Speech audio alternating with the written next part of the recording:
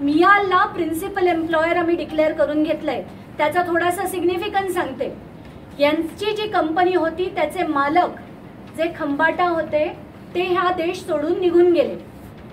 इथे कोणीही नाही। त्यांच्या कंपनीचे सगळे बिझनेस एक BWFS कंपनीला देण्यात आले।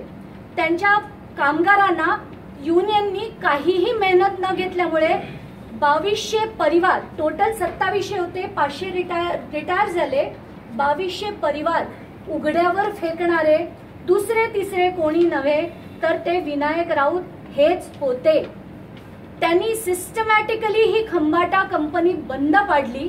त्याचा सगळाचा सगळा बिझनेस जो आहे तो त्यांनी BWFS नावाच्या कंपनीला दिला।